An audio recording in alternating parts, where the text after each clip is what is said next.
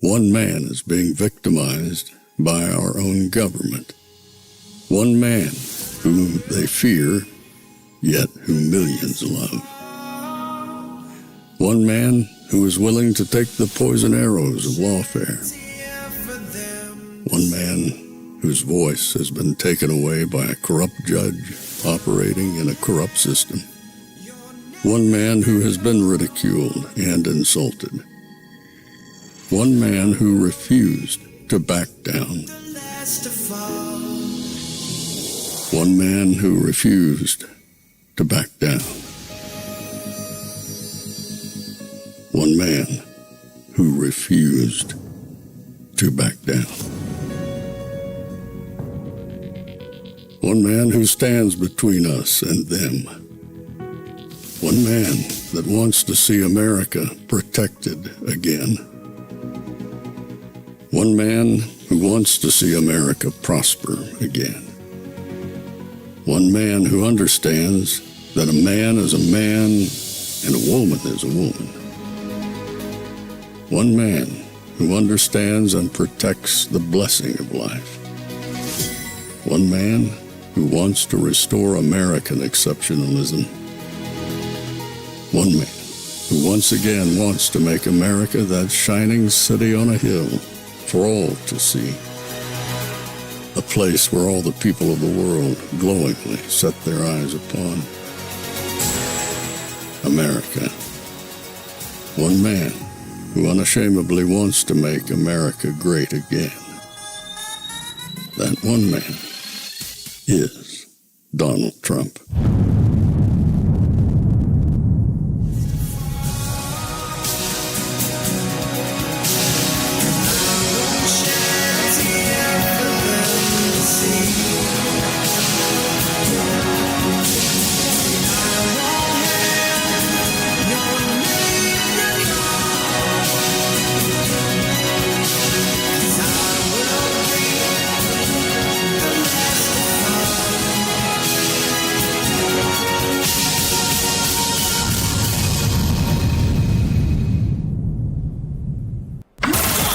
This is Fanfare with Barry Cunningham. What's up, everybody, this evening? Now, I've told you so many times, I go ahead and I put a show together and then all kinds of hell breaks loose and there's all kinds of news. Today's one of those days. There is so much news this evening and throughout the afternoon. Not sure if you saw much of it because a lot of it the media didn't even bother talking about. But one of the big things that's happening, I don't know if you would call it big, but it involves President Trump. So to me, that's big. Since I've put this entire channel about President Trump, I figured we would talk about what he did first, and then we would go from there. But one of the things he did, I guess we can call that, is he went ahead and showed everybody that he has begun doing redevelopment on the White House. And this is the picture that they put up. I wrote, "Libtards who have no clue about real estate development are losing their friggin' minds that President Trump has broken ground on the new White House ballroom. They are complete losers. They are melting down all over the place." Here is the picture that President Trump, rather the White House, posted, and it caused their heads to absolutely explode. Poof, just went nuts over it. And all it is basically a bulldozer or a crane ripping out the back end so that they can put the ballroom in. And they're actually looking for a congressional hearing on it. Then possibly we can impeach him because he did some construction on the White House. Not knowing what's he supposed to call you first, but in any event, this freaked them out. These people really have nothing. President Trump posted this so that people would see what he's doing. "I am pleased to announce that ground has been broken on the White House grounds to build the new, big, beautiful White House ballroom, completely separate from the White House itself. The East Wing is being fully modernized as a part of this process and will be more beautiful than ever when it is completed. For more than 150 years, every president has dreamed or dreamt about having a ballroom at the White House to accommodate people for grand parties, state visits, etc. I am honored to be the first president to finally get this much-needed project underway with, the most important part, zero cost to the American taxpayer. Not costing anybody anything. The White House ballroom is being privately funded by many generous patriots, great American companies, and yours truly, putting his own money out there. This ballroom will be happily used for generations to come, President DJT. And they haven't a problem with it. You don't believe me? Go look. These people are crazy. Absolutely crazy that he's improving the structure. Something that people have wanted for 150 years. He's getting it done at no cost to taxpayers, and they're losing it. I guess they lose their mind anything he does. Anything that he does, positive or negative, is reason to try and impeach him, as he's building out a ballroom so they don't have to cram into these small spaces to do things. The White House wasn't designed initially to have these big state dinners. And so when you're bringing in heads of state, you want it to look regal. I can't imagine, I've never been there, but I could imagine the Saudi castle and what that must look like. And so he's rebuilding it. And they're like he's demolishing. Well, that shows you how little they understand about real estate. In order to build something, oftentimes you got to break something. That's just how it is. Unless you're buying dirt, there's probably an existing structure that you have to break. You got to demolish it so that you can build it back up. But they're all wigging out right now. Absolutely bat-poop crazy. Never seen anything like it. I've seen people go crazy over some of the stuff he's done, but going nuts over a demolition for the redevelopment of another wing of the White House? Why would you ever have any problem with that? Well, that's because they have problems with everything. And as if he didn't need substance for that, today, after we got done with our earlier show, President Trump welcomed the Louisiana State University baseball team that won the national championship and the LSU Shreveport team that I believe did it in the lower division of the college baseball. But he wasn't just honoring the baseball players. He made some statements which I want to point out to you. And as you're looking at this video, understand this would be probably in the new grand ballroom once it gets built. They probably don't even want the baseball team there. And one of the things you notice, and I've pointed it out before, President Trump loves champions. He loves sports. He's probably a closeted athlete. He probably wishes he was a championship athlete. He loves football, he loves baseball, he loves all kinds of sports. And so having these players at the White House is a big deal for him. He took the time out to greet these players, their coaches, and basically he was presented with some things as well. So before I get too much into the news, I want to show you this event that took place at the White House. I'm not going to do movie night tonight because, oh my gosh, I have got so much to show you. We are doing a Rumble jump over, but I got so much stuff to show you. So let's get into this.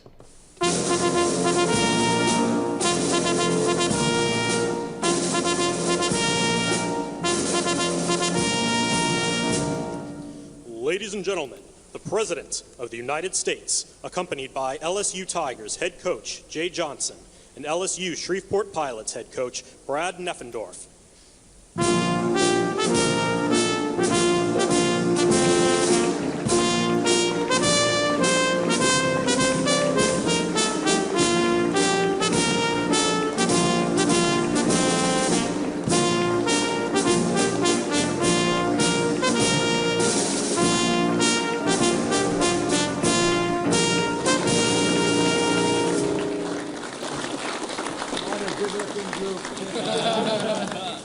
Good-looking group of people. Wow, it's great. Two pretty good coaches, right? Absolutely. I'd say so. A lot of good coaches up here. Well, I want to thank you. It's a special place to me, a special state. As you know, we won it by 36 points or some ridiculous numbers like that. And so when I was asked to do this, I said, "This is my honor. Please sit down. We'll have a little fun, okay?" Thank you all very much. I just want to stop and jump in there. That's something Democrats can't do. They can't have a little fun. Do you realize Jake Tapper tonight was having a hissy fit because of the meme video that President Trump did where he's flying over with the jet fighter and dropping dump on people's heads?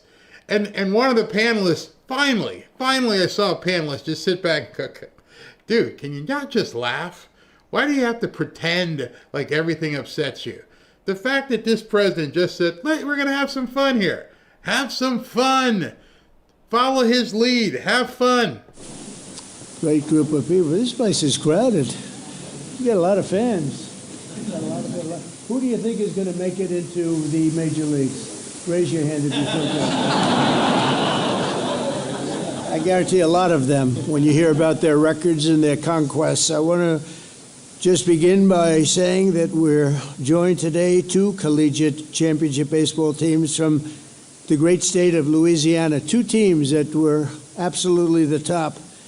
Both of these teams brought incredible pride and grit and glory to their schools, with the state, and today they're bringing that same Louisiana spirit to a place called the White House. Has anyone heard of it, huh?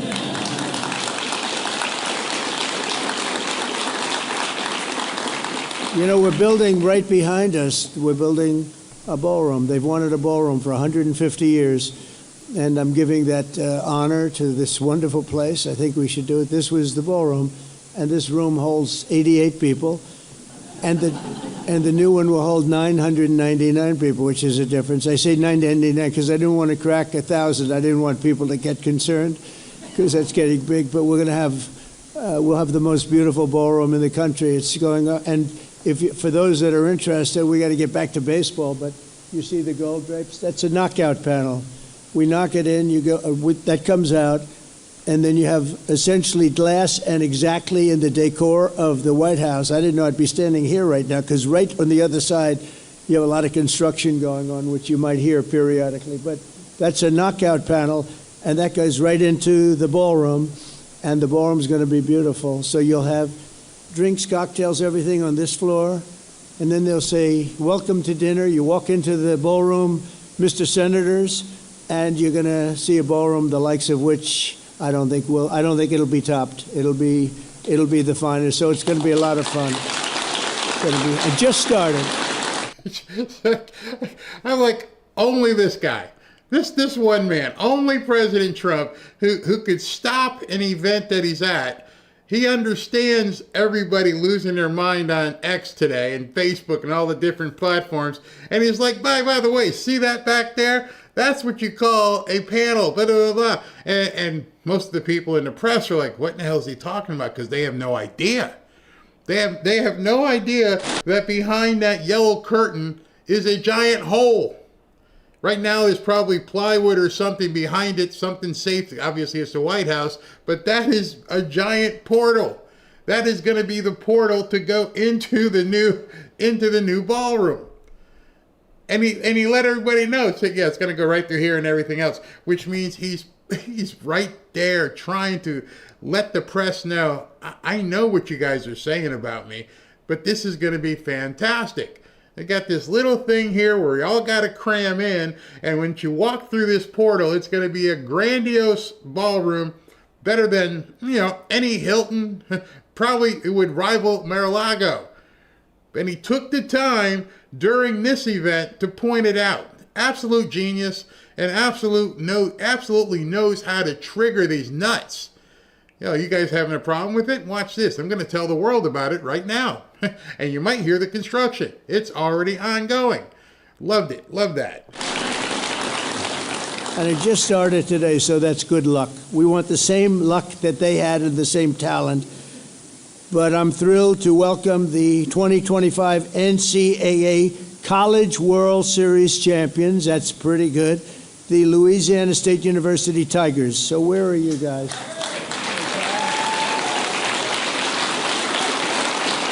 Great. And of course, we have the 2025 NAIA Baseball National Champions, the LSU Shreveport Pilots. So those two teams, you'll hear about them in a second.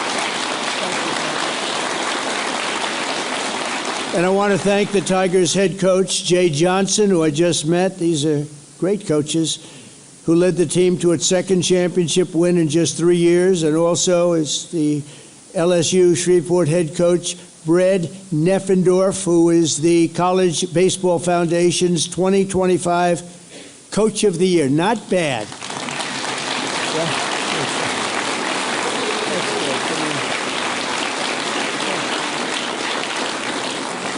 I think we should bring them into government. They don't need the baseball. We could bring them into government. We could definitely use them. We're also honored to be joined by the incredible duo from Louisiana, Speaker Mike Johnson. As you know, Mike is phenomenal. The job he's doing is phenomenal.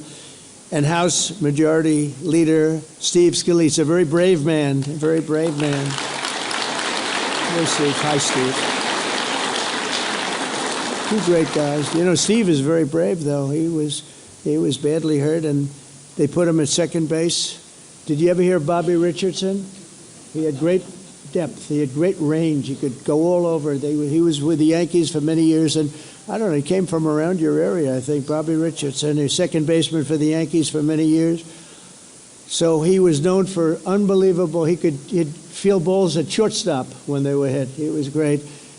And when Steve was so badly injured, you know about that. Nobody ever really suffered like that. We thought he was a goner. Actually, I went to the hospital that night, but he came back, and a few months later, he's standing at second base, and he was having a hard time moving.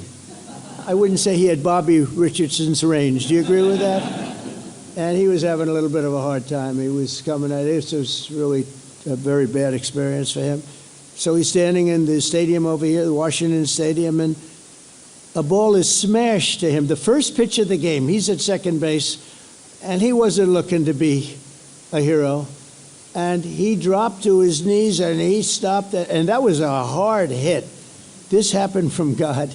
The first pitch of the game, it's ripped. You know what I'm talking about, Mr. Governor. The ball is ripped to him, hard ground ball. He falls to his knees, he blocks it, he grabs it, he throws it to first. They got him out. Nobody could believe it. Nobody could believe it. And they immediately took him out of the game because there was going to be no way, right? There was no way you were going to top it. It could only go down from there, right, Steve? And I said, this is amazing, but it was really something. We're also pleased to be joined by two wonderful people, senators, your senators, Bill Cassidy and John Kennedy. Thank you both for being here. Appreciate it very much. Very, very much. A lot of good political people in that state. It's been known for politics, I think. I would say politics, baseball, and football, a little bit of football too, right?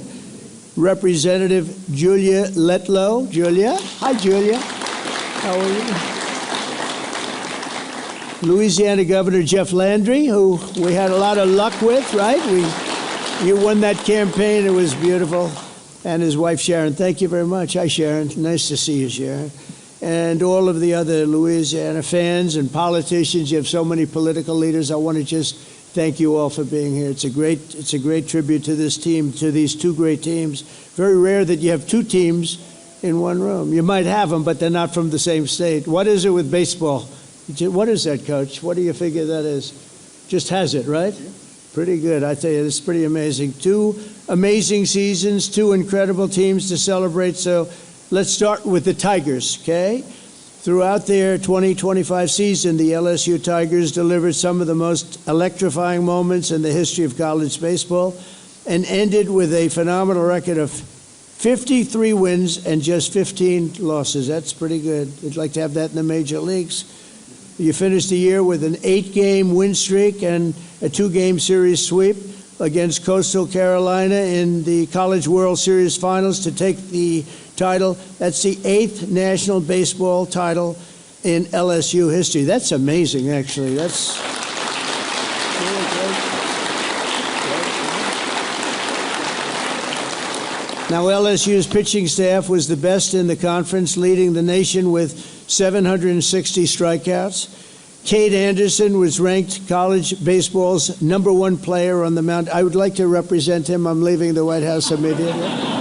Oh, the money. Oh, somebody's going to make some. Where's Cade? Where is Cade? Where are you, Cade? Come here, Cade.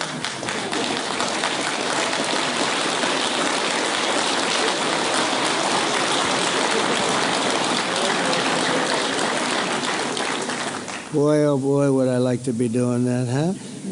180 strikeouts, that's a lot. That's almost a record. In Game 1 of the championships, he pitched a complete game shutout, preventing Coastal Carolina from scoring, even though they had one of the best offensive teams in all of baseball. Even a single run they couldn't get, so it's no wonder he was named the College World Series Most Outstanding Player. Cade, thank you very much, Cade, and it's great to have you at the White House. We like winners at the White House, Cade.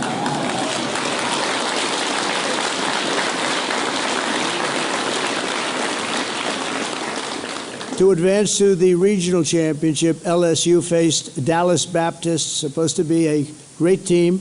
An outfielder, Chris Stanfield, was, they say, unstoppable. He built an early game momentum with a second-inning home run, contributed multiple RBIs, and brought in an additional run with a sacrifice ground out at the end of the game.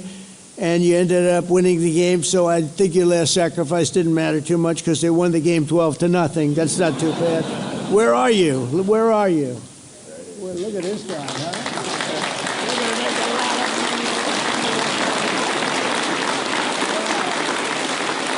Is he that good a player? Is he good? Pretty good, huh? Oh, that's a good team. So to advance to the regional championship, LSU, and if you look at it, LSU has turned out to be named one of the best teams over the last 10 years, according to the experts, of which there are many, but most of them can't play very well, right? Back in Baton Rouge, you had a tense Game 1 on the Super Regional West against West Virginia, with a full court in a fifth inning, a full count.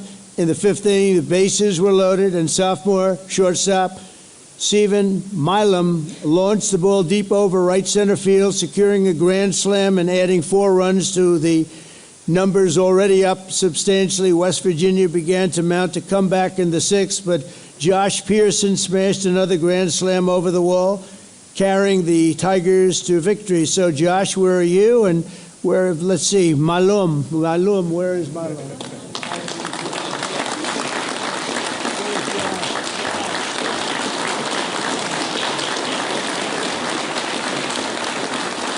Guys have very strong hands, I'm noticing, you know. They're ripping my hand up. These are strong people. You don't hit those home runs without strong, beautiful hands. You agree with that, Mr. Speaker? How was your baseball? Okay, not bad. Not quite as good. First baseman Jared Jones had one of the most iconic outings of the season during the June 14th, my birthday, College World Series. Thank you very much. Thank you. Flag Day. That was Flag Day. You know that, right? Against the Arkansas Razorbacks. After knocking a home run out of the park earlier in the game, Jared walked up to the plate in the bottom of the 9th with 2 outs, and the score was tied, and they looked like he could be in trouble, and a runner was in second with a 2-1 count. He hit a line drive up the middle, giving the Tigers enough time to rack up a 6th run, sending them straight to the finals, and the rest is history. You know what happened. 10 players of this elite squad are now headed to even greater glory in the Major League Baseball. I think you're going to do all right. I would like to represent every single one.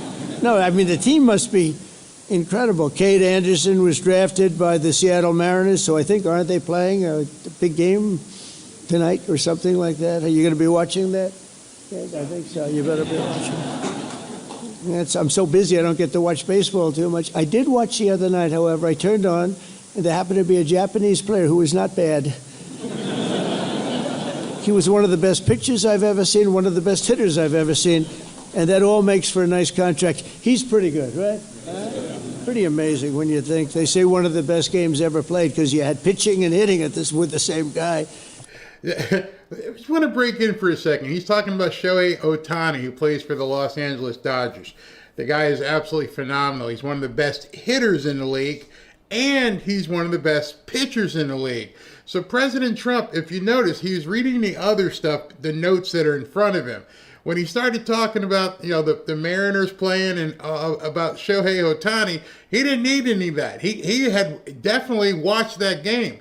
Some of you guys who don't follow baseball, just to let you know, the guy, he hit 3 home runs in the game, and then he had like 9 strikeouts as well. Nobody has ever seen anything like it. This guy is from Japan. He's an incredible player. If you like baseball, you already know who I'm talking about. If you don't like baseball, at least you can applaud the effort of somebody who hit 3 home runs in one game and then struck out a whole bunch of people pitching. Both sides of the game. Amazing. Pretty exciting. Chase Shores was drafted by the Los Angeles Angels. Where's Chase? Where's Chase? Good. Wow. Nice, big, tall guy. Very good. Good.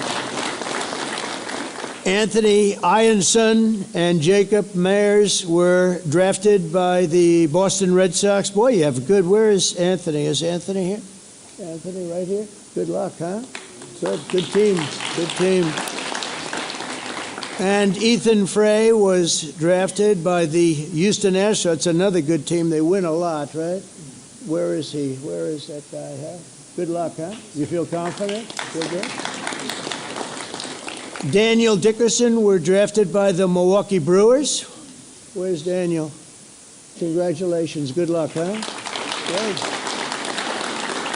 Good. Jared Jones was drafted by the Pittsburgh Pirates. Jared, congratulations. Yeah. And Cade Woods, who's not present, who wanted to be here so badly, had a problem, was drafted by the Atlanta Braves. That's fantastic. I mean, that's a lot of talent. By the way, we have somebody here who was drafted in another sport, number 1 at everything. He was never drafted number 2 or 3. The great Herschel Walker is here, I understand. Where's Herschel? Where's Herschel? Come here, Herschel.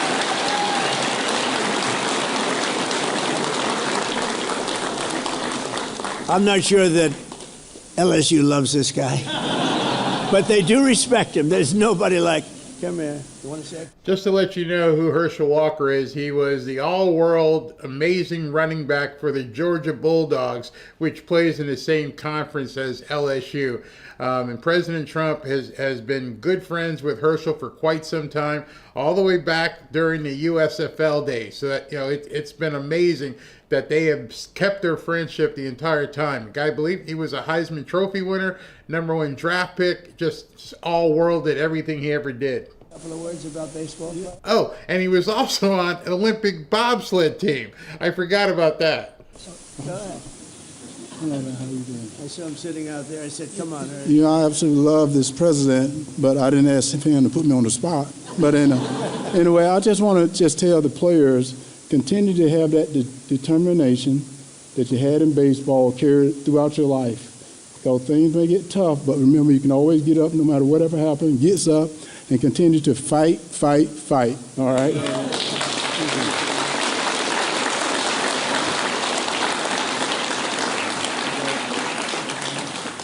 So Connor, thanks, Herschel. What a player he was, huh? Oh boy, couldn't stop him. He'd go around you, but if he couldn't go around you, he'd go right through you, and he'd carry 4 guys on his back for as much as nobody better. I think maybe the best in history in college, and he had a great career in the NFL too, and he's a great person. And now he's going to be the ambassador. Come on, name the country, Herschel. He's going to be in the tough job.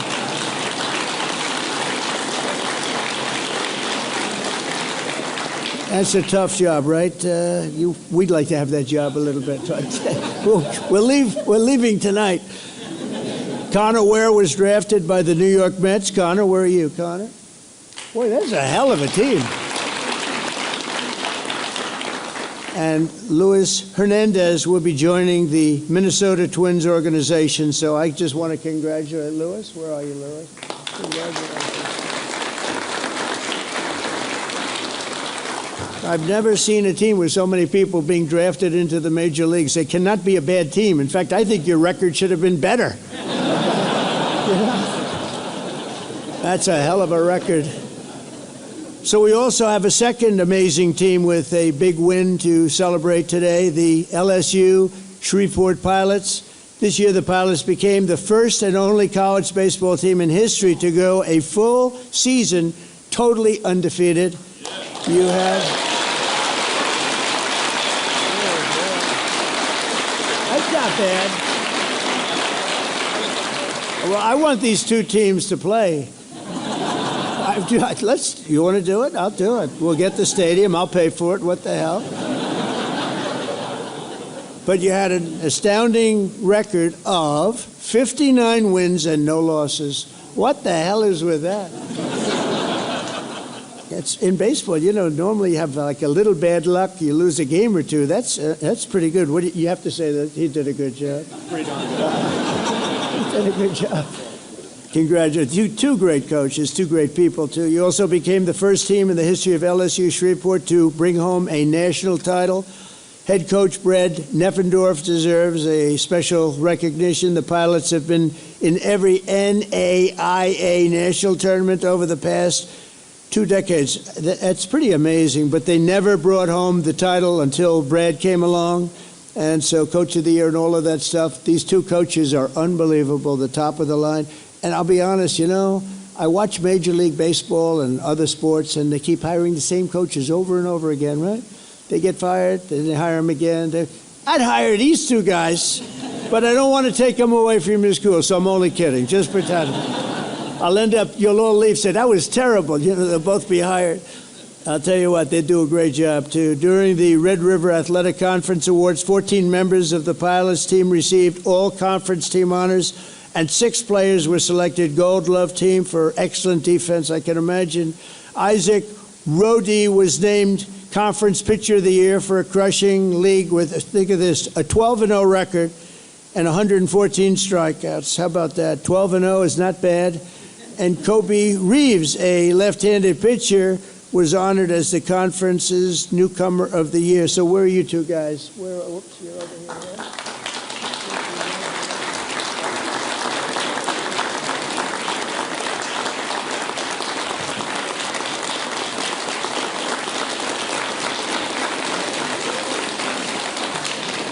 That's a fantastic thing. This team fought hard all the way through the last game of the season, the NAIA National Championship against Southeastern University, which supposedly is a great opponent, and your, frankly, opponents quickly took the lead in the first 2 innings, but you refused to fold or quit or do the thing that we're used to seeing a lot of people do in Washington. They quit, they fold. We don't fold, do we, huh? We don't fold.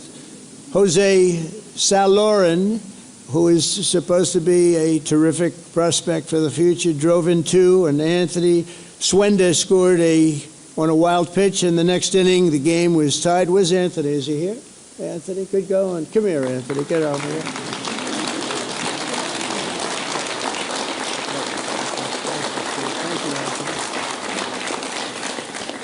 Southeastern pulled ahead again, but the Pilots answered in a thunderous fashion. Home runs by Jackson Searing and Ian Montz, and they say they're tremendous prospects also. And clutch RBIs from Ryan Davenport and Austin Gome turned the tide very quickly. By the 8th inning, the Pilots were in full command, adding 3 more runs before slamming the door shut. When it was over, the scoreboard read 13-7, and the Pilots were national champions. Wow, that's great, fellas.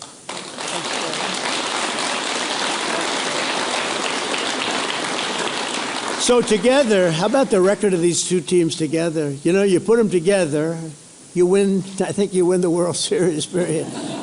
A lot of you are going to be in Major League Baseball. We'll be watching you for a long time to come, and it's amazing. Great athletes, great-looking, young, wonderful people. Together, these teams made history and won Louisiana's unparalleled glory on the college baseball diamond, dominating not 1 but 2 leagues in a single year. Think of that. You dominated each league. You dominated. It's pretty unheard of. But there is something about your state. You're really special state. And when you look at the kind of love here, you get a lot of the parents here that are so proud of what they have produced. Some of them are thinking about dollar signs. They're saying, others are just saying, how handsome is my son, right?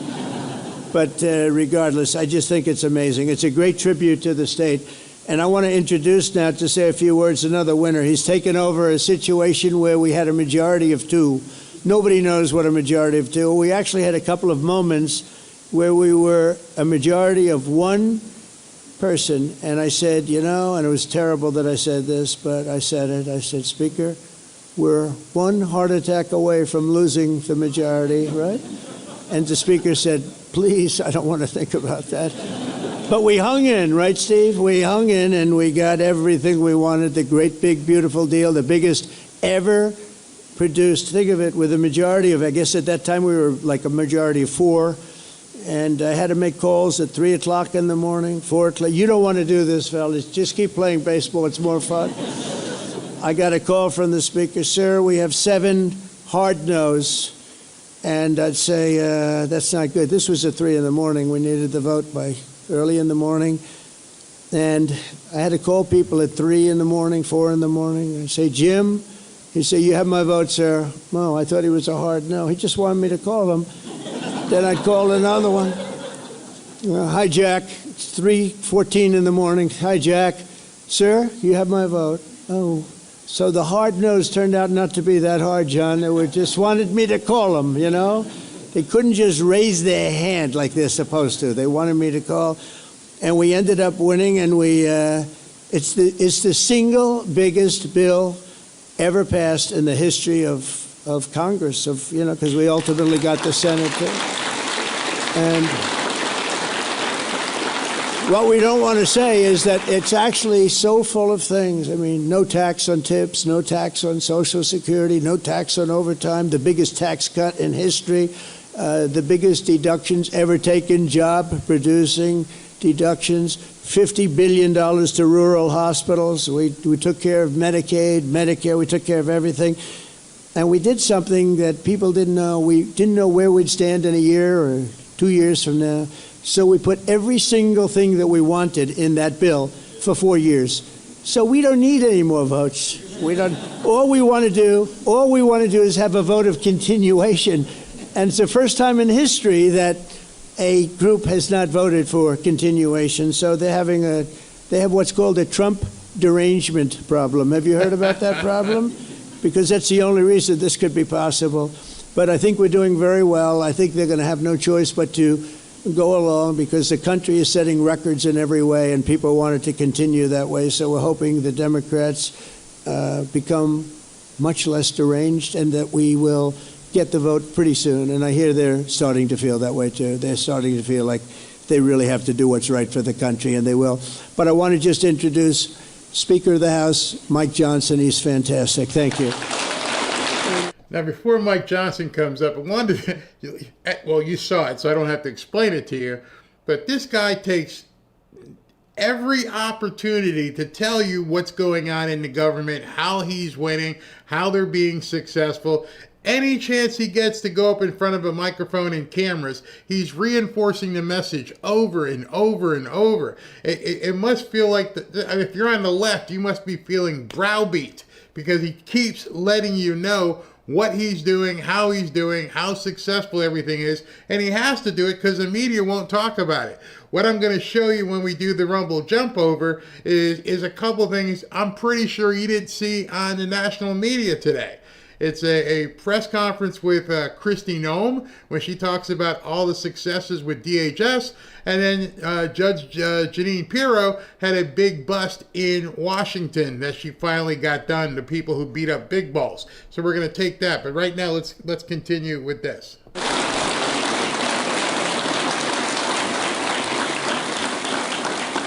Well, thank you, Mr. President. I'll be very brief. We want to thank you for being such a gracious host and having us out to recognize this excellence, and it really is.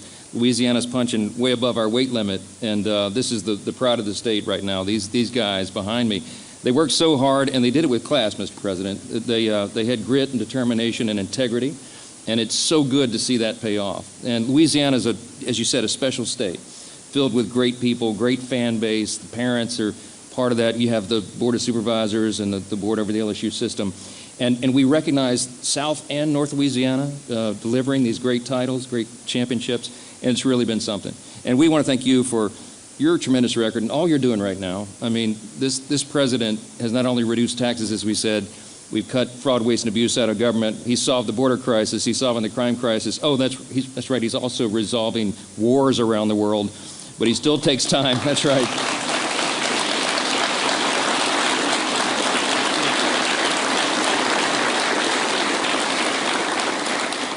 He still takes time to recognize the leaders of the next generation, and that means so much to all of us. I know it does. I have a personal connection to both schools, sir. You know, I'm a double alum from LSU and Baton Rouge, undergrad and law school. My daughter's the same. She's sitting here with me, Hannah. But I grew up in the shadow of LSUS, literally just south of the campus. We lived in a little neighborhood there, and I used to go play baseball on the field over there at the school. So this really runs deep for all of us, and it means so much to us. It means so much to us that you're here to help celebrate. And I get the honor of introducing the first of the two coaches to speak, and both of these men are extraordinary. Their records speak for themselves, the way they've led these young guys, the way that they've shown them the way. I love the demeanor of both of these gentlemen and how they do it. They're extraordinary coaches, and they could coach in the majors, you're right. But we hope they stay where they are for just a little while longer. But I'm going to recognize the first one here, and there's a lot of reasons why Coach Jay Johnson is recognized as one of the greatest coaches. Because he does so well. He has all-star recruiting classes because he's able to go out and do that so well. He has elite pitching development. He's had an incredible record of postseason success, as you all know. And as was noted, he's brought home not one but 2 titles in 3 years to LSU, which is a historic legacy that we have. I was there in the 90s when we were winning these things, and it's great to be doing it again. The 7th and 8th national titles now delivered by one of our favorite people, and we're delighted. I'm delighted to welcome him up to say a few words, if you will. Coach Jay Johnson, thank you so much.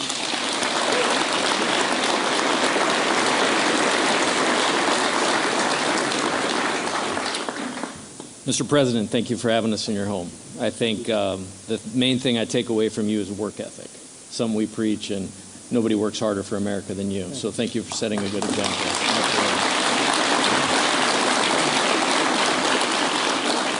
Mr. Speaker, Mr. Leader, thank you so much for getting us here. It's an honor. It's an honor of a lifetime to be in the house of the greatest country in the world. And these guys had to do it on the field to make that happen, but we're here because of your efforts. And to have Louisiana so well represented by you two is outstanding. We are the college baseball capital of the world for 2025. Well represented in Washington as well. Governor Landry, here we're coming to your house tomorrow night, and we're really fired up about that, so thank you for having us. It's awesome. About 34 games into the year last year, I just started telling these guys I could coach this team forever, and I could do it because they embodied our mission, and our mission for the season last year was tough and together, to have the mental toughness to, no matter the circumstances, keep your head, execute your job at the highest level.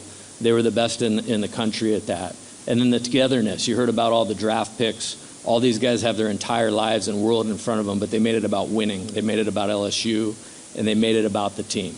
And there's the honor of my lifetime to coach this national championship team and to be the coach at LSU. So I want to thank my team on this national stage, because not only were they the national champions, they're the best baseball team in America last year. So thank you guys. Thank you.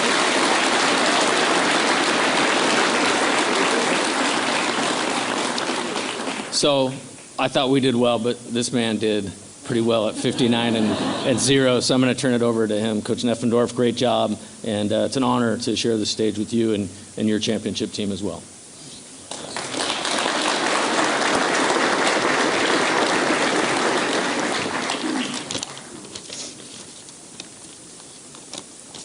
First off, I want to speak on behalf of our university administration and our athletic department for such a wonderful day, and our coaching staff and our players for which we are recognizing here today. We're extremely honored to be here, excited, and I know our guys have been jacked up about it. Not only just for the recognition, but you guys are recognizing the way where they get to be together one more time, and that says that for both teams up here, and no better way to do that. I could sit up here and talk to you about our team all day long. What I can't talk to, and it gets tough at times to answer, is how we didn't lose a game. The only thing that I can sit up here and talk to you about is what they did to put themselves in position to at the end of the year have not lost a game and won a national title. There was one word with these guys, and it was investment. They were invested in absolutely everything that not only that we asked them to do, but most importantly, they were invested in each other. You know, we always talk every year when we get these guys and we get together in the fall because the roster can turn over and things can reset. You know, about how quick can we become a team? And there's rosters out there that don't become teams. And this group went from a roster to a team so incredibly quick, it made the lives of us coaching staff just that much easier. We just did what we could to get the heck out of the way and let them go. I've never seen a group with the word investment, you know, turn over to a word called impact. With that investment, they impacted so many people from the university to the city, and I can truthfully sit up here and tell you they impacted myself and our coaching staff more than anybody else. You know, just like Jay, I want to thank our guys for what they did. I can't thank them enough. Just the impact that they had on everybody around them was truly unbelievable, and I can speak to that's why they put themselves in position to play for a national title. You know, the one thing that I'm going to, you know, Jay said it and others have said, this isn't about just one program, though, today. Obviously, LSU, if you think about baseball in the state of Louisiana, and I have for years, you think about LSU. Very historic program, built out a lot of success. And what they've been able to do twice in the last 3 years. You know, you can take what Jay said and you can add on a lot, I'm sure, what I've said about the word investment and impact and whatnot. To be able to win 2 in the last 3 years in Division I baseball in the landscape that we have right now is incredible to me. But I can also say when you added what LSU Shreveport has now done, my point with this whole thing, and it goes back to what Jay said as well, baseball and college baseball right now is in the state of Louisiana. I don't think there's any better place for what's going on and how it's going on. So that's how I'll end with what I've got today. I want to personally thank President Trump, Speaker Johnson, everybody involved. We can't thank you enough for having us here. It's one of the greatest things that, you know, these guys are ever going to be able to be a part of. And with that said, we have some gifts that we would like to present over.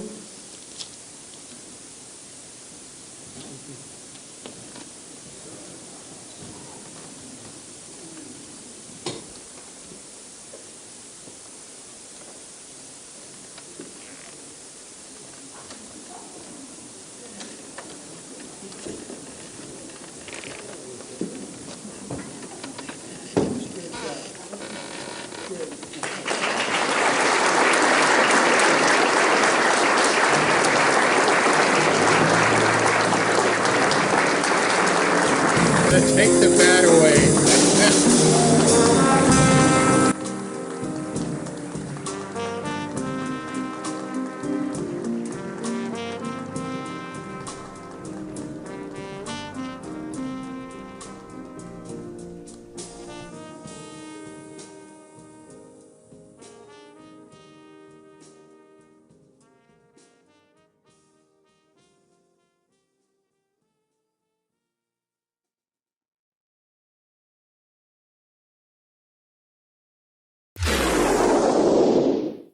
You know, sometimes you buy a watch just to tell time, but this one tells a story. This Trump wristwatch, it's black steel band, bold, solid red face. It's sharp, it's strong, and it stands out. But more than that, every time you check the time, it's a little reminder that truth still matters. In a world everyone's trying to spin all the time, including our so-called media, this watch is like carrying a moral compass that points you back to what's real.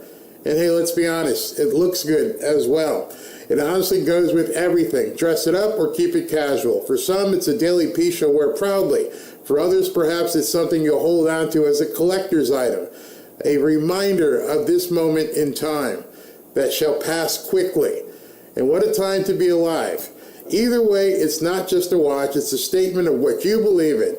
It's the kind of thing you'll be glad you've got when someone asks, where were you when all of this was happening?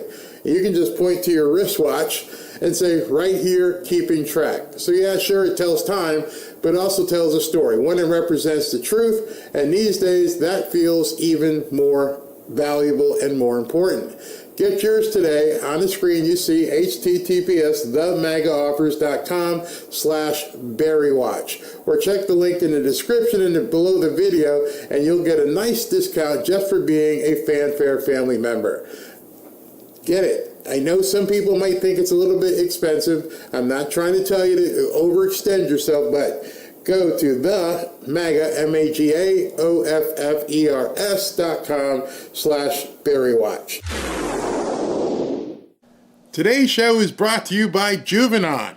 Are you feeling tired, sluggish, or foggy? It could be poor blood flow. Blood Flow 7 by Juvenon is scientifically designed to support healthy circulation, so you'll feel energized, clear-headed, and vibrant again. It's packed with natural ingredients like nitrocygine, I hope I said that correctly, S7, and trans resveratrol. Blood Flow 7 works by boosting nitric oxide levels, a molecule that relaxes blood vessels, helping your blood flow freely to every corner of your body. And that means more oxygen and nutrients to your brain, heart, muscles, and even those places that might need a little extra help as you age. They call it a lifting. They also use another word, but I'm not going to use that word. You know what that is? The word, it starts with an E. You know what the word is? If I ever used it, I'd be run out of town by you people. Oh, behave. Yeah. Yeah, baby. Yeah.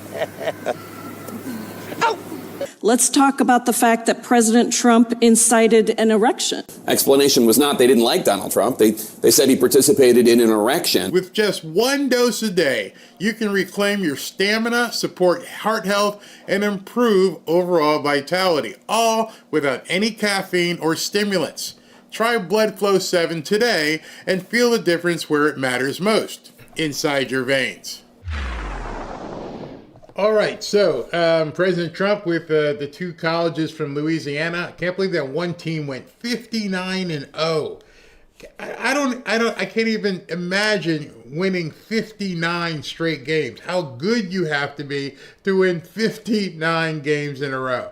And you can just tell by the way he talked that he loved he always does. He loves being around athletes, and he can go off script because he knows about the sport. And he talked about the playoffs that are going on right now and Shohei Ohtani from the Dodgers.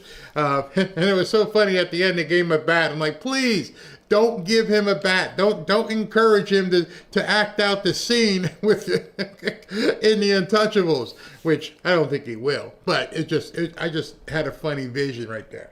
All right, so speaking of funny visions, let me go, and before we do the jump over, let me show you something that happened this afternoon.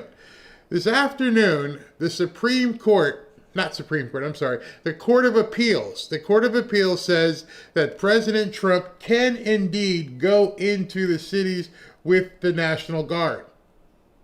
Oh, this is big. This is really big. So let's take a listen. Something and then explain why functionally it is the same. This is a stay of Judge Immergut's opinion, and that's why it reached the Ninth Circuit as soon as it did, because this is an emergency motion to essentially pause her order. But as a functional matter, you are absolutely correct. It has the function of overturning her order and thereby allowing the president to send the National Guard back onto the streets of Portland. And Katie, I want to read, if I can, just from a little bit of the beginning of this 93-page opinion. It says, after considering the record, and by the record they mean all the factual evidence at this preliminary stage, we conclude that it is likely that the president lawfully exercised his statutory authority under 10 U.S.C. section 12406. That's the statute we've been referring to as Title 10 when we have conversations about the National Guard deployments, which authorizes the federalization of the National Guard when the president is unable with the regular forces to execute the laws of the United States. And this is the important part. The evidence the president relied on reflects, quote, a colorable assessment of the facts and law within a range of honest judgment. We thus conclude that defendants are likely to succeed on the merits of their appeal, basically saying that when and if a court considers all of the record in this matter is tried and it gets back to an appellate court through an ordinary process where they have full briefing and full evidence, that they still think Donald Trump is likely to prevail there, because he has the discretion to determine as the president within a range of honest judgment when it is reasonable to deploy the guard. This is what you and I were talking about last week. When you get into the slippery slope of discretion, when you start ruling when a president can do something that he has the power to do, then you start potentially handcuffing a president. All right, so the timing of all this happened at 4 o'clock this afternoon. Yeehaw! All right, now he can go in and he can do what he needs to do with the National Guard. The Democrats are fighting so hard to keep crime going in these cities. Very quickly thereafter, where is it here? I want to show this to you. All right, watch this. So very quickly thereafter, the Democrats didn't even wait 2 hours. Not even 2 hours, never mind the next day. They couldn't wait 2 hours before calling for a vote on whether to take today's ruling on the Oregon National Guard, make it an on-bank ruling. So if you're not sure what an on-bank ruling is, the initial ruling was basically a 3-judge panel. It got voted 2-1 that the president has the power. The Democrats would not sit for that. They would not sit for that, and they're going to push this all the way to the Supreme Court. So right away, and this was at 5:45, not even 2 hours later, they're like, no, you can't let him do it. And so we want the entirety of the appellate court to rule on this. And the appellate court hears this means the full-time active judges will now vote whether the court, sitting through 11 members out of the 29, should rehear the case. This is noteworthy because some judge, maybe the same one who called for the same vote back in July, after a different panel decided it. I have not found any information as to whether the outcome of that vote has been ever made public. It is possible, maybe likely, that the full court voted en banc against the review, and whoever called for it is writing some long dissent that hasn't been finished yet. But in my opinion, this only increases the chance that SCOTUS will eventually take up this motion by the DOJ with regard to the Chicago case and put some of these issues to rest. Blah, blah, blah. What's that mean? Democrats are doing somersaults. They're absolutely going bat poop crazy to get this thing stopped. They do not want to see the National Guard in these cities. As of right now, as of today, President Trump can do it. The initial appellate ruling said, yep, he's got the discretion.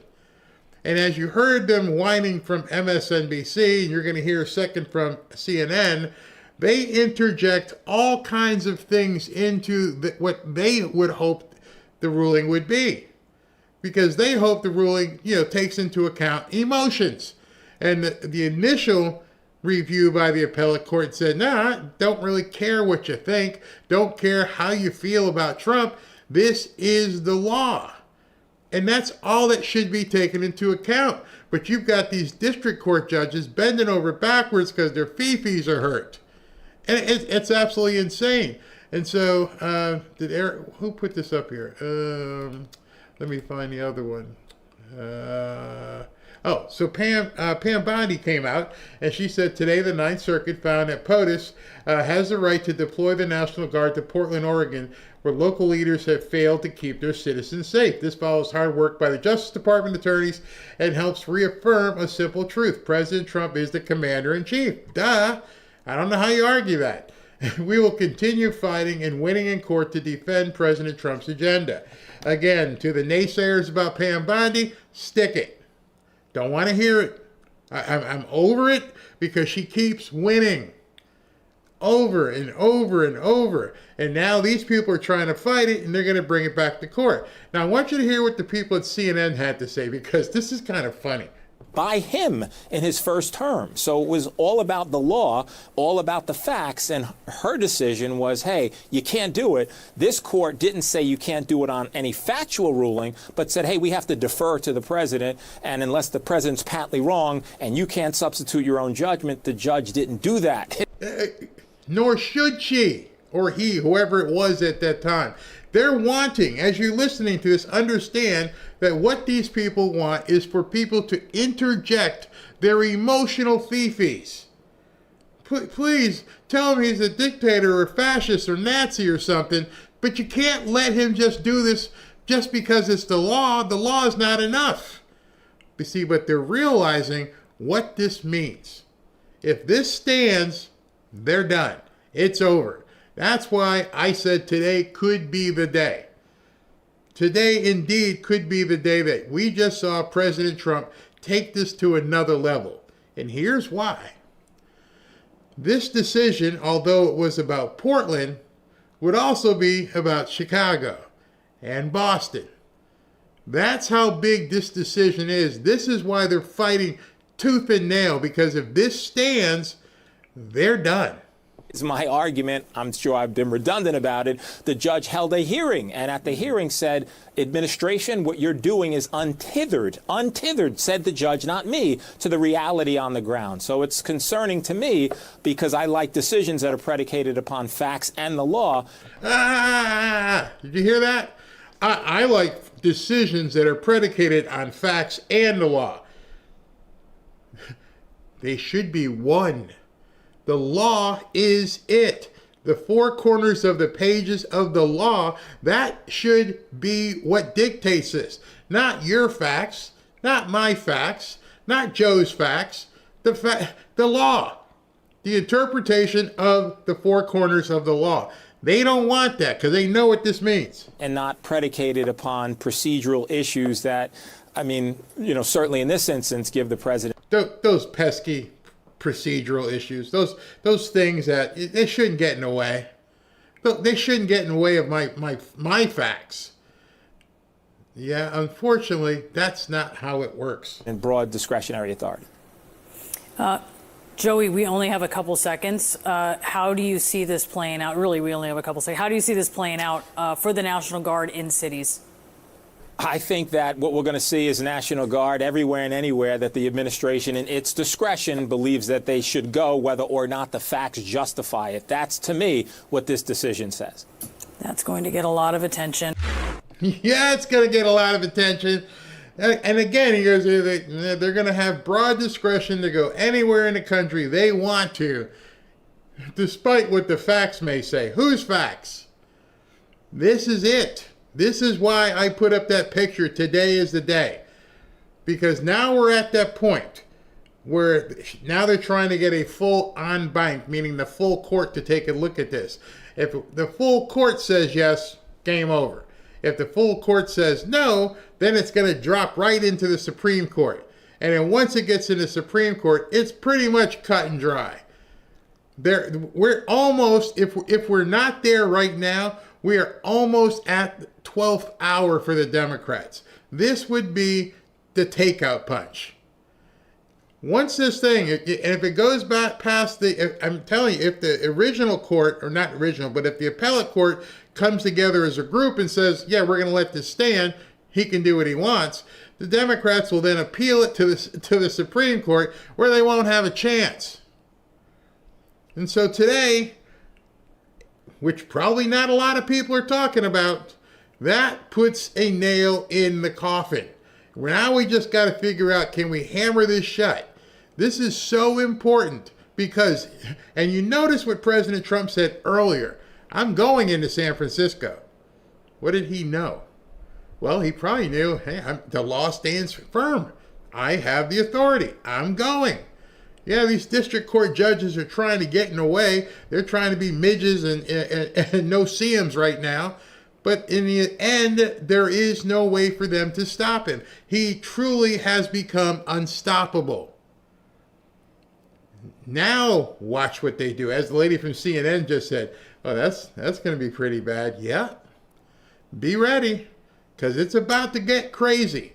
Right now, they're probably tamping the brakes on crazy because they're taking another shot to try to get the entirety of the court to rule. And there might be enough people in that 11 group of judges to push it back into the Supreme Court. But if they rule against them too, game, set, match. It's over. And let me be the first person to tell you and congratulate you on that, because I'm sure not a lot of people are talking about it. This would be the end for them. President Trump could roll in troops whenever he wants, as you heard the word, at his discretion. I don't even have to check with you anymore. We're rolling into Boston. Hey, what do you think? Let's roll into Denver. Oh, hey, what are they doing over there? Let's roll in here. And the worst part about it is it doesn't have to stop with the National Guard. understand, this is the precursor for the Insurrection Act. This thing, and whether we like it or not, they have played it perfectly. They've only waited 9 months to get here. He has let the things just happen with the judges. They felt confident. They felt confident that Bondi would be able to push through, even though many of us, including myself, said, do the Insurrection Act now. Go full Andrew Jackson. President Trump's like, nah, I think we got this. We'll take our time. We got plenty of time. Oh, we got lots of time. And now we're right there. We are on the precipice of choking the life out of the Democrat Party. Even after they spent $1 gazillion on this rally, it didn't help them. This is where they are. So no wonder President Trump wants to have like a party tomorrow and celebrate keeping this government closed. He doesn't care. I don't care, and you shouldn't care. They got themselves into this predicament, and I don't think they can get out of it. I want you to listen to something, see if you've heard this before. Here is our Speaker of the House on Friday. Listen. They're going to descend on our Capitol for their much-anticipated so-called No Kings rally. We refer to it by its more accurate description, the Hate America rally, okay? And I'm not sure how anybody can refute that. If you think about what's going to happen here tomorrow, you're going to bring together the Marxists, the socialists, the Antifa advocates, the anarchists, and the pro-Hamas wing of the far-left Democrat Party. That is the modern Democratic Party. That's where they've gone. And okay, stop. Hate America. Did you hear this? Have you heard that before? Listen to this. I put this up and said, radicals, Islamists, communists, and socialists will work together against Israel, against capitalism, and work together to overturn stability. They're a radical. It's finally the government has caught up. I have to give Glenn Beck, let me just do it. Let's just go ahead and give him. If you ever watched Glenn Beck, if you ever watched him put up his boards and how he explained things years ago and came out very definitively and said, this is going to happen, watch for this, watch for that. Damn if we aren't seeing it happen right now. They just had this huge rally that was funded by communists. They list all their partners on their website. Most of them were Marxist, socialist, or communist entities. It's everything that Glenn Beck said years ago. But notice what he said. I was saying they're going to work together. He is saying they have become the Democratic Party. And I believe that is true. What the people had a problem with back then was anarchists. I mean, they don't want a state government. They don't want hierarchies or centralized authority. How could they possibly? Communists, they're going to work with the anarchists. They want absolute state control over every aspect of life. Islamists, you throw them in, they want theocratic rule. They want Sharia law. Yeah. I know it was for the simple-minded back then, couldn't understand it, but I think you do. Why do they work together? Because they all share one immediate goal, and that is destroy the existing order. I did a monologue on hour number 1 of today's podcast. I urge you to go back and listen to it. Why is this being funded by billionaires? For the same reason, destroy the existing order. Now, in order to destroy the existing order, they're making their plans. They're being funded. They don't or didn't foresee that President Trump would be able to use the military and everything that comes with the military, which means all of the drones, all of the intelligence, basically being able to mobilize to go after what these people have been planning and what they've been trying to do. They didn't foresee that. They didn't think, number 1, that he'd be elected. Number 2, they didn't think he'd be alive. And number 3, they didn't think that he would ever get to the point where he would dare put the military on city streets. And so now you know why the Democrats are fighting so hard. They realize they're at the end of their party. They are completely on life support. They don't even have any way back. There's nobody on their benches. If you're looking at, what's her name, Presley, the bald-headed chick, and Rashida Tlaib, and PayPal, and AOC, and all the what's the guy's name from Maxwell Frost, and they're all nuts. I would challenge you to find someone on the Democrat side of the aisle that's got some idea as to what are you going to do about America. No, all they want to do is destroy America. John Fetterman spoke up and said, I don't think we should be doing this, and they want to get rid of him. They didn't foresee that the checkmate would be coming this soon. They also miscalculated people. They thought the people would flip on Trump. Oh, they're going to hate what he's doing. They're going to hate that he's letting the government get shut down. And then they thought this uprising for this rally would be the cream on the crop that would put them over the top. And it didn't. It didn't work. You pushed all in with your chips. You got called with a pair of twos, and now you're stuck. And then the very next day, not even like 48 hours or 72, the very next day, the court comes back and goes, oh yeah, by the way, he can use the military. They probably waited until after the rally. They knew which way they were going to rule. They waited till Monday to release it. Why'd they wait till Monday? Why didn't they drop it over the weekend? Because they didn't want him to go in and stop these rallies. They knew where it was going. Tells me President Trump had a hint where it was going.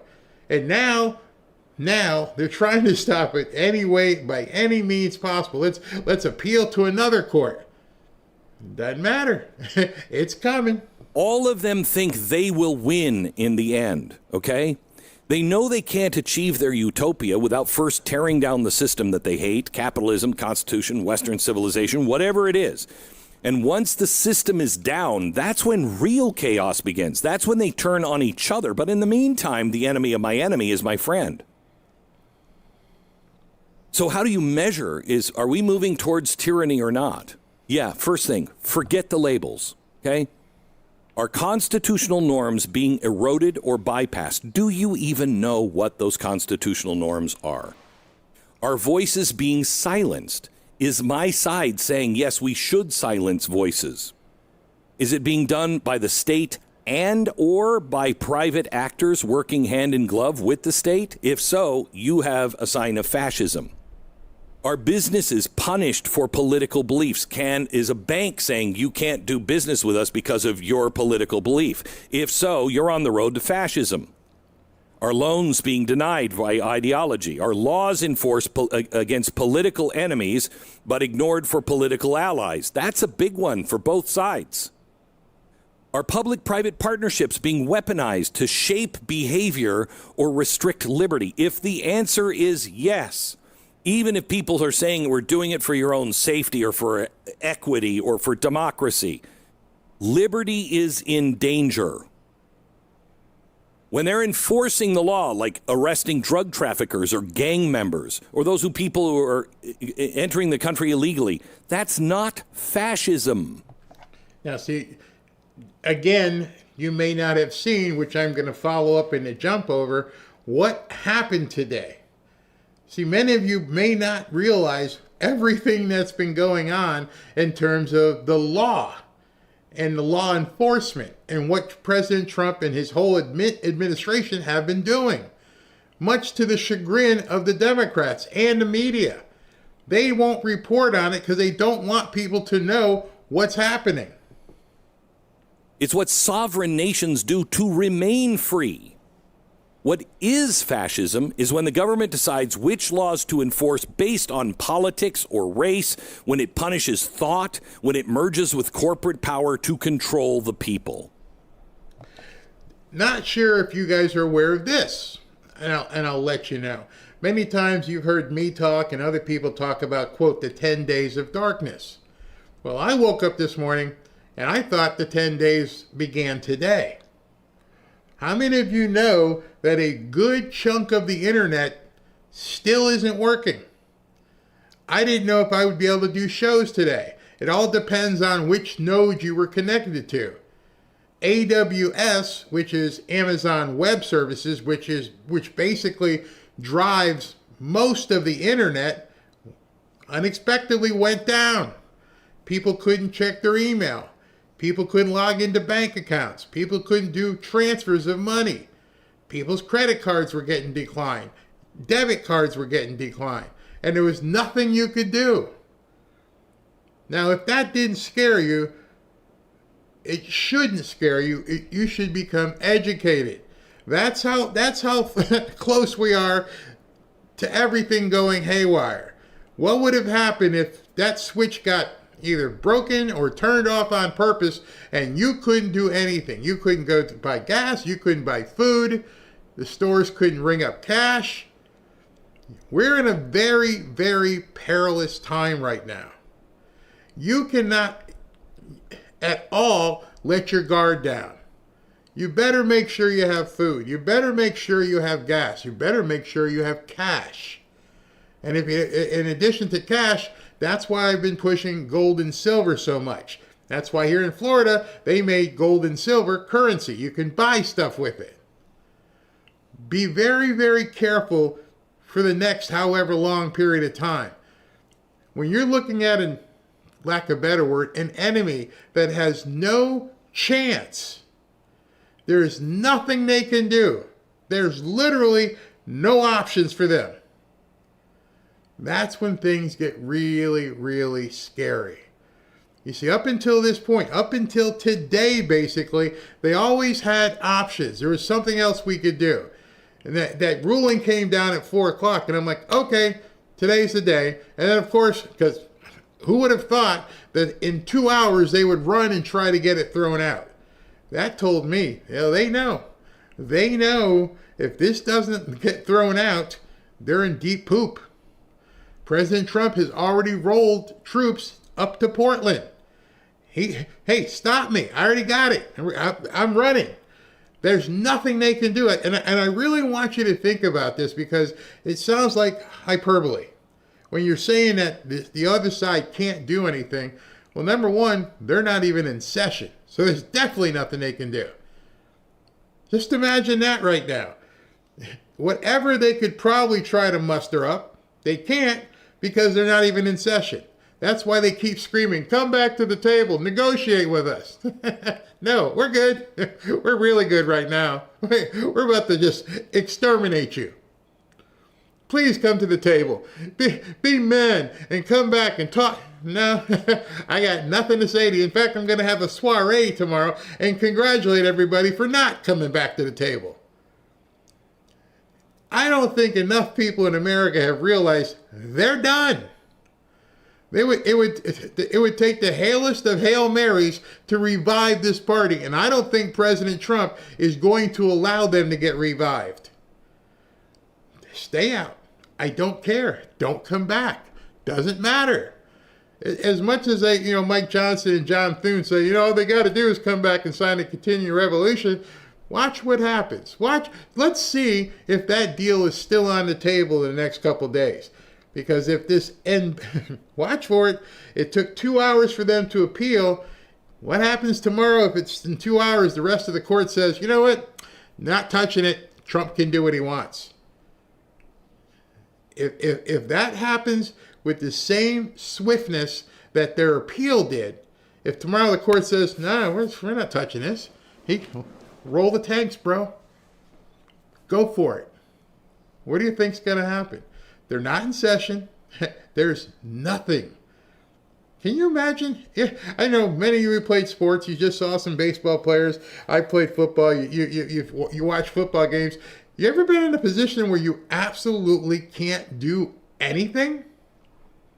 Nothing? Every plan that you look at? No, I can't do that. Can't do that. What do we do? Cry in the media that nobody's watching?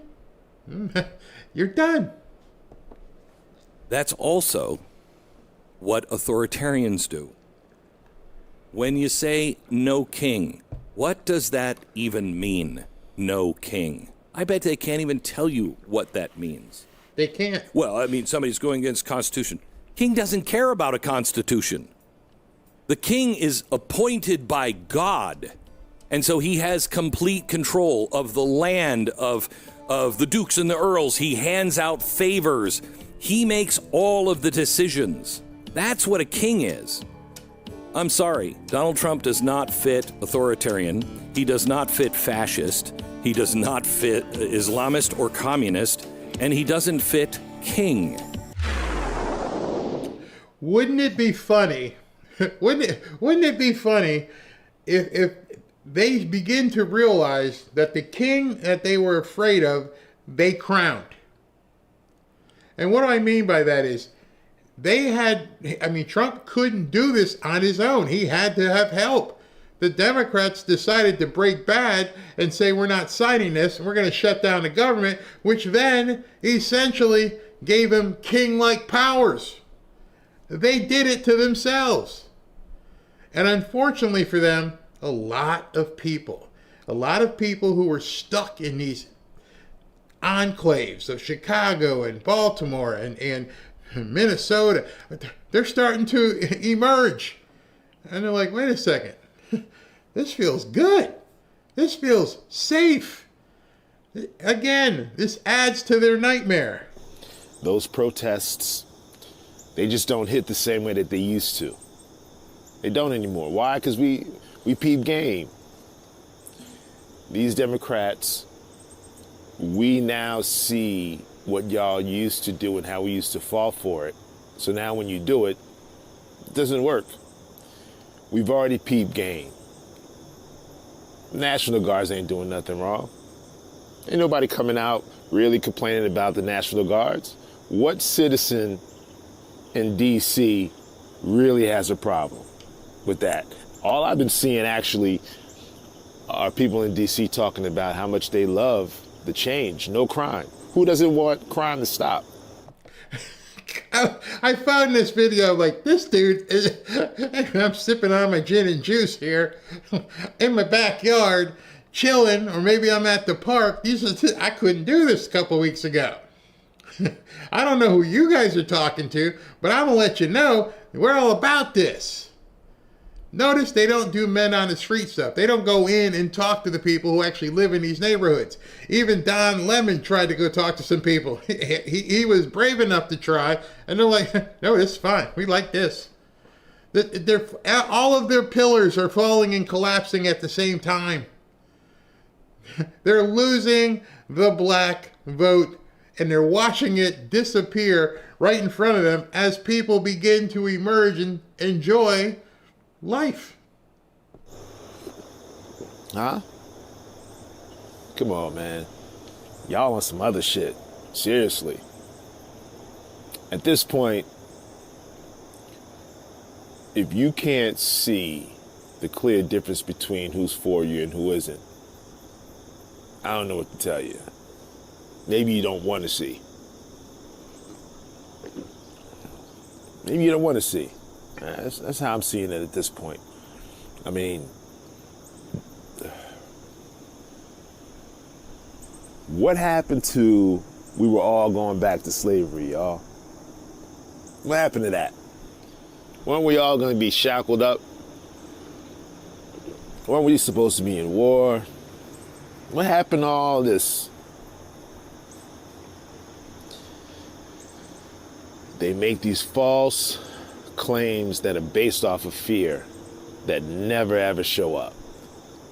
And those of you who are supporting the Democrats, at what point are you going to start questioning these things that they said was going to happen?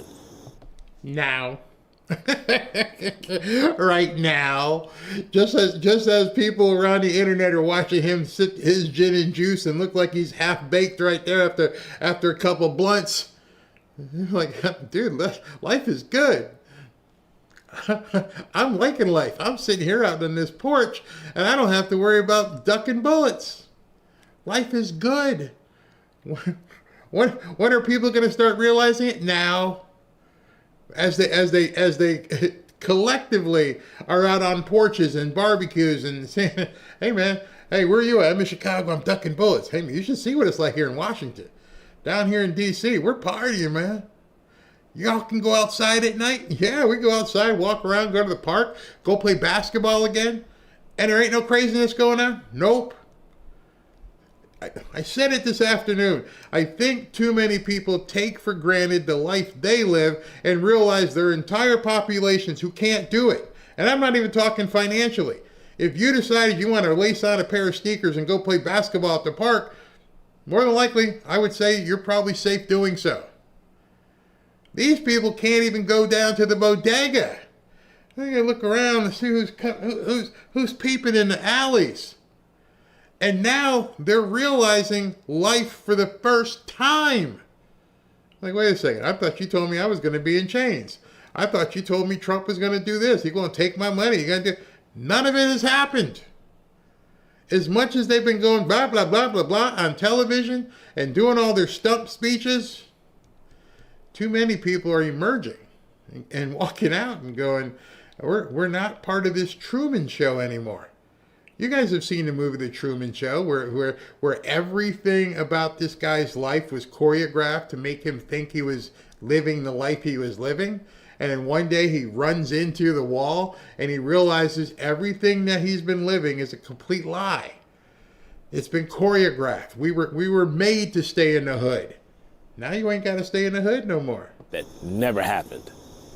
Never happened. Wake up, yo. Seriously, how much more knocking on the head do you need? Just wake up. Wake the hell up. It's not working. They don't like the fact that they're losing control. That's what's going on. They don't like the fact that how they used to move is no longer. Doesn't this sound like a movie to you? A number of different movies, Matrix, Truman Show. You're like, wait a second, what's real life like? I showed you a video earlier where the lady said her entire life she has lived a certain way. And now you're seeing people emerge, almost like they've been in some sort of nuclear shell. It's okay to come out? and they're experiencing life. Like, wait a second, this is pretty cool. You and I take it for granted. I get off of here at 9, 10 o'clock. I can go walk the dogs. I don't have any fear other than a gator. But other than that, just walk along. These people could not do that. And so many of you are like, was it really that bad? Yeah, it was really that bad. And now all of a sudden, because of Trump and putting military on the street, they're like, I'm good with this. President Trump is a businessman. If you follow the money, you'll figure out who's doing what. And that's exactly what he did. They had a problem with Doge. Follow the money. Come on. Come on. So at this point, Trump ain't done nothing wrong. He may have done something wrong in their eyes, and I understand that. Because if you got a wrong agenda and somebody's coming and fucking up your plan and how you making your money, all right, I get that. But he ain't done nothing wrong. Y'all just got caught. I absolutely love that. Y'all just got caught. In fact, he told you, we caught them all. Remember him saying that? We caught them all. And now people are realizing this is all about money. Y'all got caught with your hands in the cookie jar and you've been keeping us a certain way. We're fine. We're emerging. It's you guys who have a problem. Y'all got caught. And now more and more people are beginning to see the reality of it's not Trump. It's y'all. And because they realize now it's the Democrats, that it's going to bounce back even harder. I don't know this gentleman, but I'm sure he knows a lot of people who feel the same way in other cities and telling them, hey man, it's perfect here. I can go out. What do you mean you can go outside at night and walk around? It's unheard of. That will spread very quickly, and that dooms the Democrats.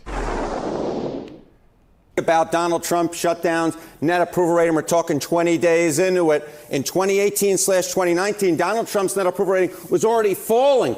The shutdown was eating into his popular support. It was down 3 points already at this particular point and would fall considerably more. It was very much on the decline. You come over to this side of the screen, this shutdown hasn't eaten into Donald Trump's support at all. His net approval rating is actually up a point in terms of his popular support. So the bottom line... Spit it out, Harry. See, I don't put too much credence in polls, but this is their own poll. You would think that they would have shifted and said, oh, Trump's in trouble. He's underwater on the shutdown. And they can't even tamp down the enthusiasm. Almost to their chagrin, like, wait a second, is this real? Is it really, is it happening like this? Like, yeah, Trump's popular. People are happy with safety. We don't have to reimagine safety. We want real safety. He's stopping the drugs. He's stopping the fentanyl. He's blowing up bad guys. In fact, he's exhibiting serious testosterone. He's showing men this is what we do to bad guys. We blow them up. We don't negotiate with them. We don't try. No. You mess with America, you get boomed. Hey, I flew a bomber all the way over to Iran, blew it out of existence and flew back and still had time to go to lunch. I'm blowing these boats out of the water. You don't think that appeals to real men who've been told for the last couple of years you can toxic masculinity? Oh no, blow them up. Is this the first shutdown during Trump's first term, 2018-2019, was hurting Donald Trump? This one is not hurting him at all. There's no real reason Donald Trump might say, at least when it comes to popular support, I want to get out of this shutdown. What about the question of blame? Yeah, okay, what about the question of blame? Okay, you see Donald Trump's net approval rating was down 2018 to 2019. You talk about 2025 as net approval rating is up. It comes down to the blame game, a game I loved to play when I was younger. Blame Trump for the shutdown a great deal. In 2018/2019, 61%, more than 3 in 5 Americans blame Trump a great deal for that particular shutdown. You come over to this side of the screen, look at this. It's a different world. It's a different world. 48% of Americans blame Trump a great deal for this. I.e. the Democrats. That's it. That's the only people who are blaming Trump. And so if these numbers are correct, and which I have no idea if they are, but the fact that they're telling their other Democrats, you're in trouble. You're in big, big trouble. Maybe the media is trying to tell Democrats, go in and kiss the ring. Do whatever you need to do. You need to stop this bleeding. You need him. Which is probably one of the worst things you can say to like Hakeem Jeffries and Eric Swalwell and AOC. You need Trump. You're dying here. You're circling the bowl. Do something. That's why they're going to cave. Particular shutdown. So it's more than 3 in 5 back in 2018/2019. It's less than half, a drop of 13 points. Again, it's no real wonder that Donald Trump at this point, looking at the shutdown, says, you know what, it's not actually harming me politically, in large part because he's getting less of the blame. And he's doing things differently during this shutdown. Yes, exactly right. You know, we talk about Donald Trump and you say, okay, he wants to be a consequential, influential president. Well, if the legislative process is basically freezed up, on Capitol Hill, you may say, well, then he can't actually get legislation through. But that's not how Trump is governing in this term. We've spoken about this over and over and over again. Look at that chart. Those are real numbers. They didn't make this up. In 2017, he only did 50 executive orders. The people he had surrounding him were completely keeping him wrapped up. Whoever they were, the people in the White House were keeping a lid on him. 2025, the asterisk there is because, as you know, it's only October 20th. So in I guess today, tomorrow, in 10 months, he has done over 4 times the executive orders that he did back in 2017. This guy came in with a vengeance. And you don't think he's had a plan to really stomp out these people? That pretty much shows you right there. That shows you. 210 executive orders. And now what he's going to try and do, you count on it, he's going to try and get them to codify and make a lot of those executive orders actual law. The way you do that, they're going to have to go nuclear. Instead of trying to get 60 votes, tell them we're going to go nuclear. Just eliminate the Democratic Party. This is the time when he can go nuclear. Nuclear meaning only need 51 votes.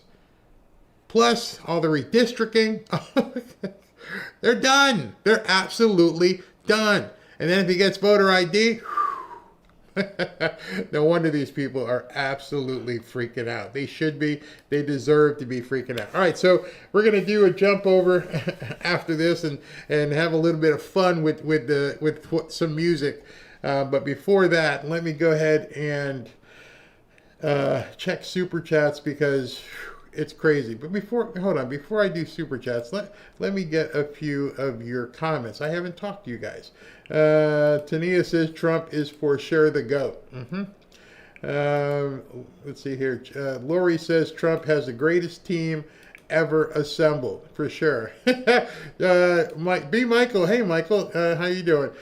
Trump is the Hulk this time around. I voted for this. Yeah, I don't even think we've seen him unleashed yet. That's coming.